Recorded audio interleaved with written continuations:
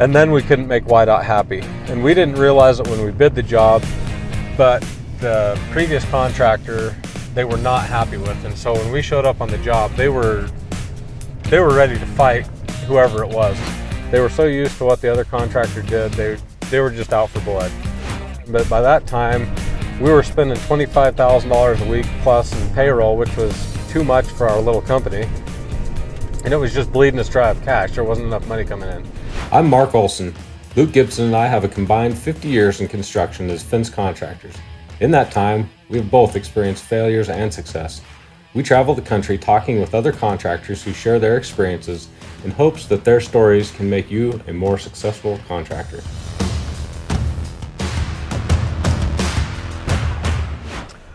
So we did the big job, we're out there, we're working on it, and one of the mistakes we made was we cut off 3 posts. We got into some pretty hard digging and ended up cutting about 2 feet off of 3 posts. Now, mind you, these posts were set in the ground 7.5 feet deep. Pretty challenging project. Each post weighed about 300 pounds, set 7.5 feet deep. So we cut these off, the inspector found them, and boy, did that light a fire. After that, we could never make him happy again. When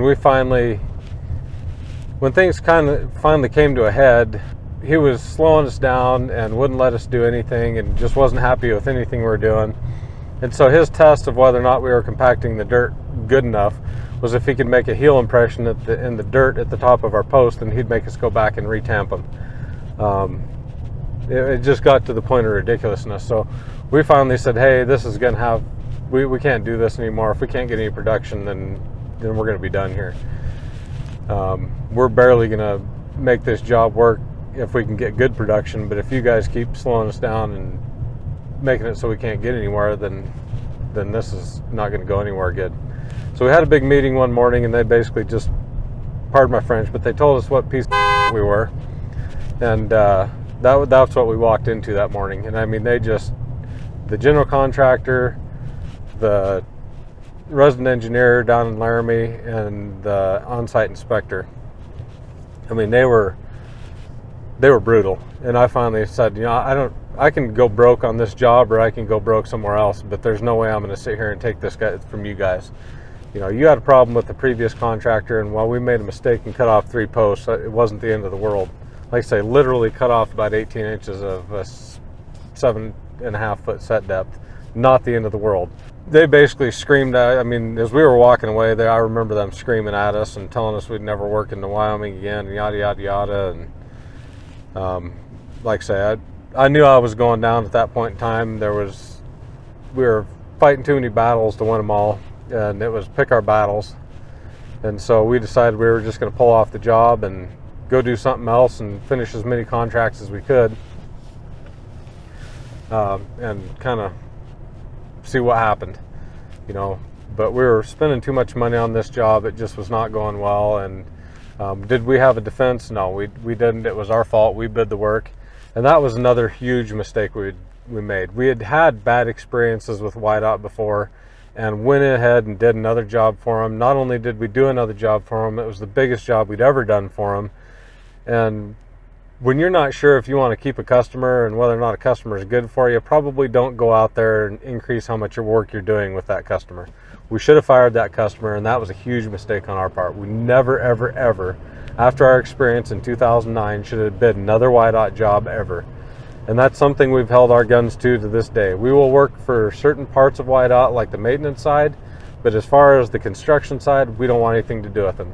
In Wyoming, they have been responsible for more fence companies going out of business than anybody else. They're just extremely difficult to work for. And what's frustrating on our side is that while they're difficult to work for, the product that they're churning out is still complete garbage. Some people get away with murder, and other people like us, they'll run through the ringer. And so it just doesn't feel like a very fair system. Should have fired that customer, but we didn't. We go out and do this huge job, get ourselves in trouble, pull off the job. And we knew when we pulled off the job that was going to end in a lawsuit. So this is August. I want to say August 20th of 2012. We pull off the job. And know dang good and well we don't have a defense, so we know we're going to get sued. And sure enough, first part of the year rolls around, and here comes the lawsuit. Well, at that point in time, when we pulled off that job and knew we couldn't defend ourselves, we knew that there was going to be a suit. It was going to be a substantial suit, and we had lost enough money previously that there was just no recovering from the lawsuit plus everything else that was going on. We had done too much stuff to recover from. So we made the conscious decision at that point in time to basically start a new operating entity. And so at that time, we started a company called Site Work Incorporated, SWI, and started to operate as Site Work Incorporated. Now, to be able to do that, we had to talk with our bank, and we basically ended up leasing all of the equipment and assets from Olson Fencing and paying Olson Fencing to lease all their assets. And then we would be a subcontractor to Olson Fencing, and we'd go out and perform on their jobs. So that's kind of how that worked. And this is, we'd talk to a bankruptcy attorney kind of knowing that this might end up like this. And they said, well, what do you want to do? And we said, well, we kind of want to keep going because I don't have anything else. I don't have anything else I'm good at. I have no idea what I would do with my life at this point in time. I'm 30, 2012, so I'd have been 35 years old. I just didn't know how to start over again. So we decided we'd keep going. SWI would get all the contracts finished up for Olson Fencing, and then Olson Fencing would shut down somehow.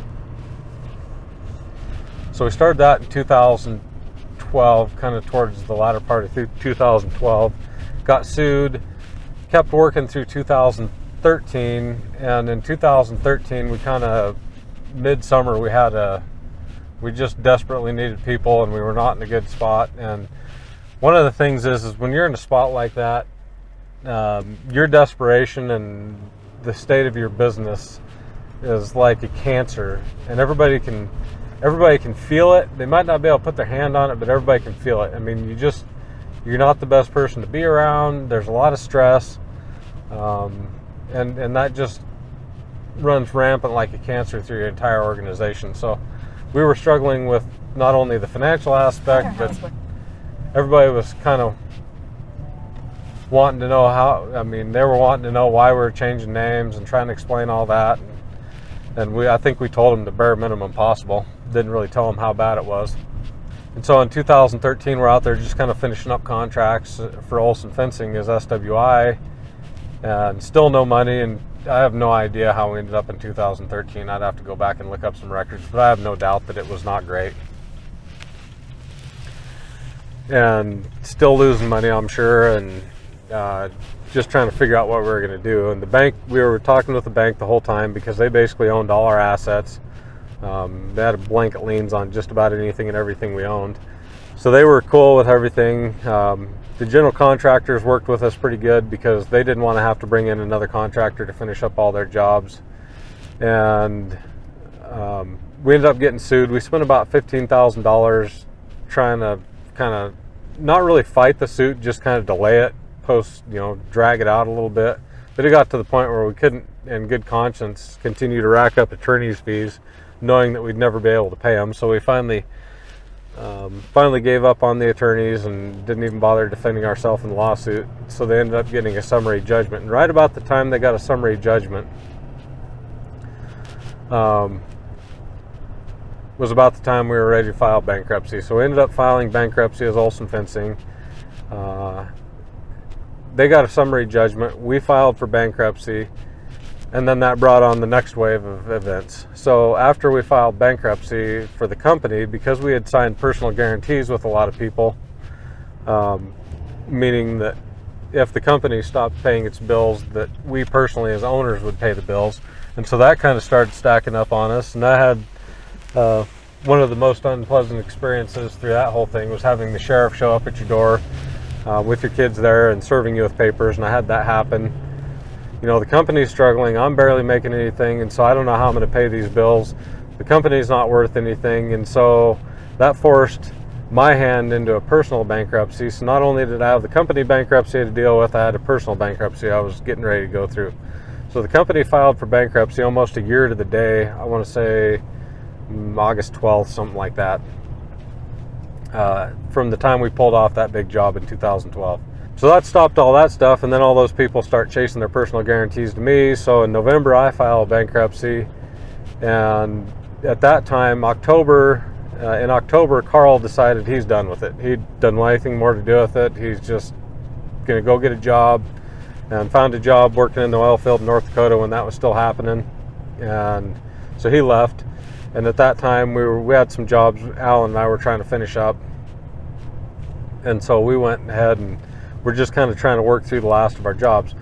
Sometime in the early spring of 2013, we ended up hiring 3 people. And one of the biggest changes that we made was that we increased the pay. We weren't getting any good people at the pay rate we were offering, which was $14 an hour at that time. So we said, we got to do something different. And I said, how about we raise our pay from 14 to 18 starting wage? So we decided to make a significant increase in what we were offering people as a starting wage for pay. And that was one of the good lessons we learned, is that if you're not getting the people you want at the pay you're offering, then you need to make substantial change. And it's very scary because we had a lot of the work already bid, we're already losing money, and here we are thinking about offering $18 an hour. We hired 3 people, and of those 3 people that we hired at that time, the crazy thing is 2 of those people still work here today. We were able to attract people at that pay rate that were willing to grow with us despite the train wreck that we were. So we hire these people. It's October, we're finishing up a job. Carl's gone, and we're finishing up a job in Big Piney, Wyoming, doing a landscape job, and really have that job, and we have another gate operator to do, and then it's kind of, we're out of work really. I mean, the phone's not ringing because we're not actively trying to sell ourselves. We're pretty depressed at this time. I mean, there's 3 things that you can go through in life that they say are life-changing events. One of them's the death of a child, the other one's divorce, and the other one's a bankruptcy. And so I went through one, and I remember at the time having to call the people that I had my mortgage with and stuff like that, and say, okay, I'm getting ready to go through a bankruptcy. And we had a private mortgage through an individual, which is a unique situation in and of itself. And I remember him asking me, he didn't ask, he wasn't worried about his money, nothing like that. He said, because we were paying our mortgage on time and everything, he just said, how's your marriage? You guys gonna be all right? And I said, and I told him everything is good. And so luckily I picked good and had a good, strong, healthy relationship with my wife, because that could have very easily ended up in divorce at the same time I'm going through a business failure.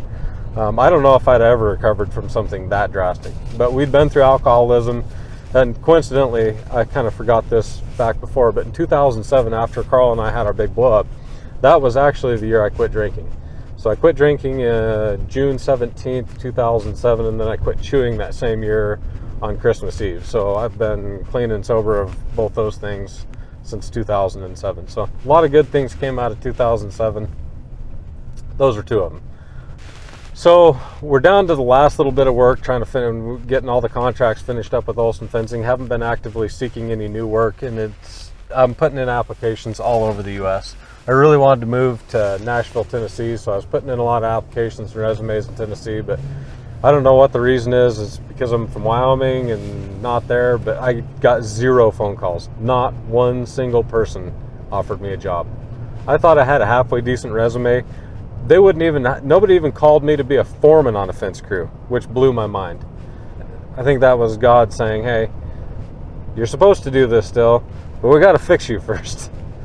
So, didn't get a single job. Alan's kind of he was helping me finish up these jobs. He wasn't an owner in SWI or Olson Fencing, and he was just kind of, I said, "What, are you going to get a job?" And he said, "Yeah, when I run out of work, I guess I'll start looking for a job." I was being a little more proactive than he was, I think. But finishing up these jobs, and we do this gate operator, and then him and I, the phone starts ringing again, and it's like, well, okay, well, we'll go do that job, and then we'll be done. When this is, and then it was like, okay, we're going to do that job, and then we'll be done. And both him, finally, I remember one day we're like, what do you think? Should we just try and make a go of it again? Because at that time I felt like it was a failure twice. We had racked up some really no other bills with SWI, Site Work Incorporated, but had racked up another bill with American Express, really, and that was through Carl. And so there was that hanging out there. Olson Fencing was broke, SWI was broke, Site Work Inc. was broke, and so Al and I decided, and besides, Carl and I were the owners of Site Work Inc. And we'd already kind of started building that brand in people's mind, and we didn't want to have to re-explain ourselves again, so we just decided that we would change from being Site Work Inc. to SWI LLC. So Site Work Inc. is what SWI stood for back in the beginning. And people would ask us, well, what does SWI stand for? And we'd have to tell them it means nothing. It's the initials and it's the logo that we had and it's what people recognize, but that's Site Work Inc. Incorporated, and we are SWI, which is nothing, LLC.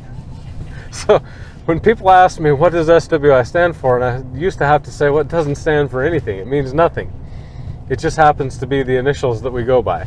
That was the legal name of SWI is SWI. If you look it up on the Secretary of State's website, it is SWI. It's not Site Work Inc. It's nothing else. But we ended up having a contest because we got sick and tired of answering that question and said, okay, the first person that can come up with what SWI stands for will win $200 or something like that. And it was one of the guys that we hired in 2013, Steven Anderson, who now is our sales guy, one of them.